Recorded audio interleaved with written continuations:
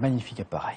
Vendredi prochain, le 70e anniversaire du débarquement allié en Normandie. Toute cette semaine, nous allons revenir ensemble sur l'histoire de ce D-Day, la grande mais aussi la petite histoire. Saviez-vous par exemple que c'est un GI qui a amené le hamburger en France, le GI Joe, ça ne s'invente pas. Ces enfants nous ont ouvert les portes du premier fast-food de France à Châteauroux. Anne-Charline Lambard, Joanne Vanave. En bas de l'escalier, la plongée dans le passé est garantie. Sur les murs, il y a encore Jim et Bill du Kansas, Dutch du Texas, Bob, Skinner et beaucoup d'autres. Des GIs venus s'amuser en plein cœur de Châteauroux. Si je me souviens bien, il me semblait que la piste de danse était à peu près dans la forme d'une carte des États-Unis. Le bar, il devait arriver là, à peu près, comme ça, parce que là, il y avait le jukebox.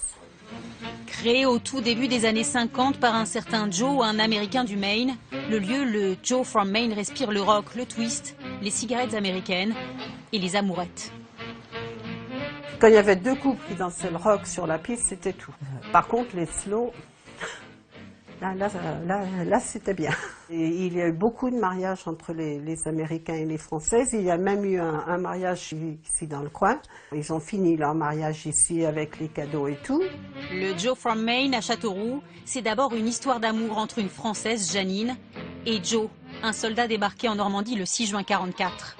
Après-guerre, il n'a pas de travail, alors il décide d'ouvrir un établissement pour divertir les soldats de la toute nouvelle base de l'OTAN. Sur la carte du Joe, des hamburgers, des hot dogs, une première en France. Le grill vient des États-Unis. C'est papa qui l'a ramené.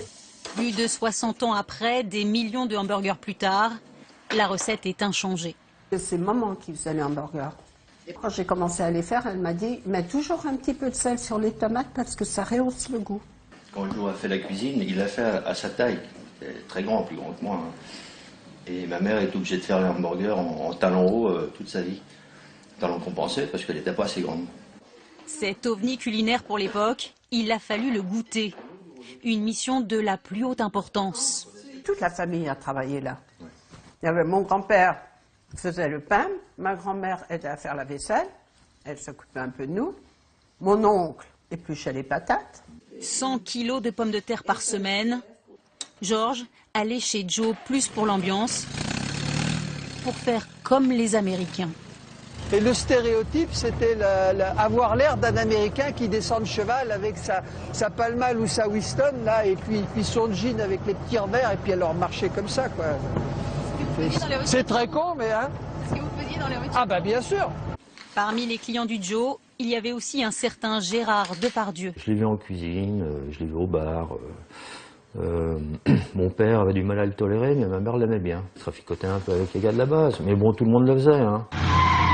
Toute une époque où les bagarres, les belles américaines animaient les nuits de Châteauroux, loin, très loin des plages du débarquement.